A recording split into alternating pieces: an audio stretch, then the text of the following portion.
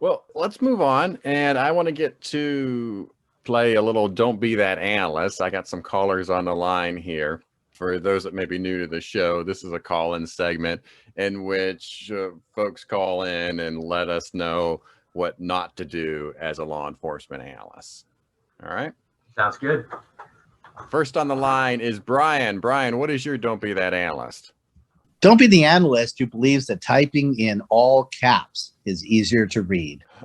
That's kind of an old one, typing in all caps. I had a officer that I worked with in Cincinnati, Paul Byers. He always liked to type in all caps. To me, that's always been something about yelling, but he found it easier to read.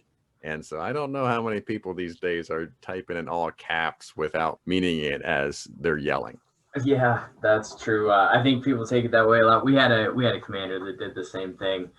He was on Facebook and he put a lot of stuff out to the community, and they ended up, a lot of the comments would be like, "Settle down, Commander Caps Lock," and because they just kind of took it as him yelling in his post. So it was pretty funny.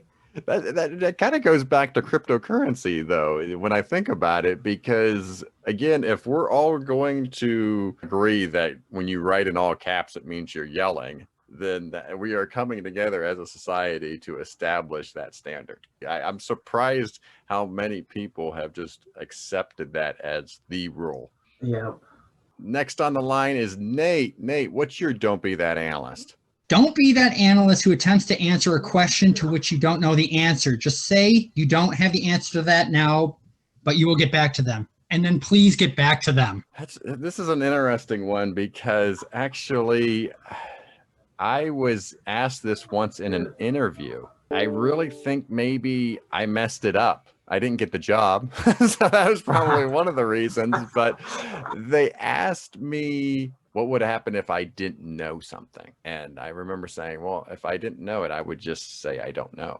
I went into the angle of I wouldn't pretend that I know something that I don't. Right.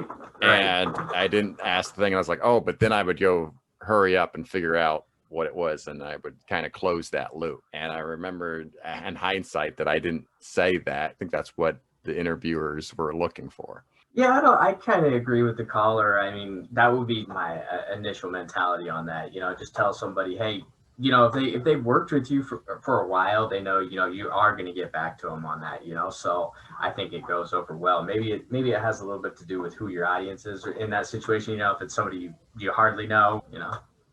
Good. All right. Next on the line is Lauren. Lauren, what is your Don't Be That Analyst? Don't be that analyst. Just remember, when you're out and you're representing your agency, your company, whoever you're working for, keep that in the back of your mind. Don't be that analyst that everyone's talking about when you get back from the conference. You don't want to be that person.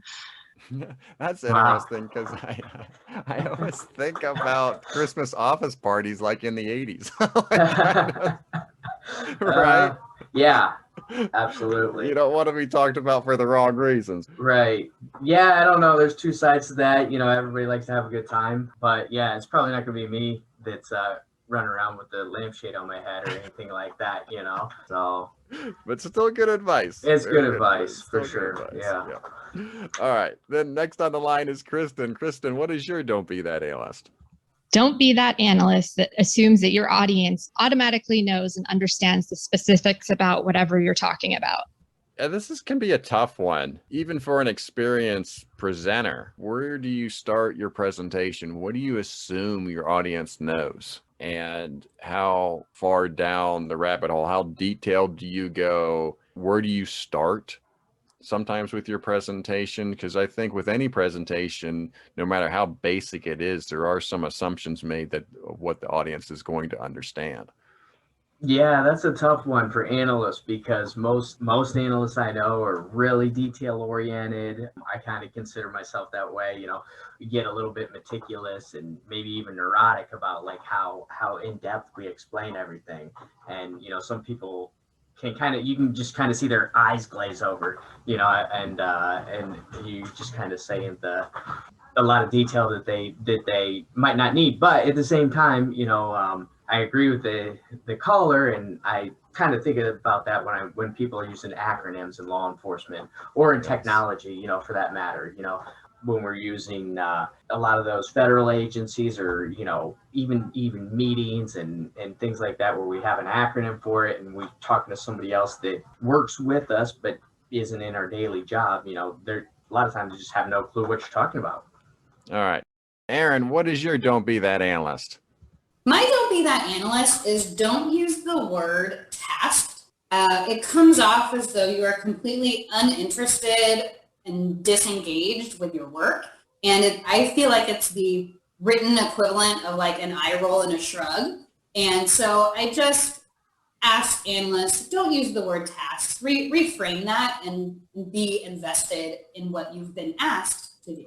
I think that's interesting, and I didn't give it much thought. I do use the word task since it was part of my task, or I do use that a lot, and I never thought about it being reflective as something I didn't want to do. It was just something that I was asked to do. That's what I was doing, right? I never thought about it having such a negative connotation. Yeah, I kind of with you there. I wouldn't really, if I use it, I don't even know if I do, but I probably do. And I wouldn't think of anything of it, if I heard you say it. But, to somebody, I guess, maybe it comes off that way. What was the substitute word? What were we supposed to substitute with on that? I think it was just asked, or this is just something that I'm doing, right? I was tasked to do it. I think what she's referring to, it's almost that like the attitude that how you say it, right? It's when, to me, it reminds me of when someone says, well, I'm being made to do this. Yeah. Or he or she made me do this. Yeah. And okay. I think what she's getting at is, when you say it's task, it's almost as if it's something that I don't really want to do, but I'm being forced to do it, or it's a requirement that I'm not really happy to do. I think that's where she's going with this, which is a valid point and great advice, actually. Just be conscientious of how you're using certain words. Yeah, give it that can-do attitude type deal. Yeah. All right, and one more.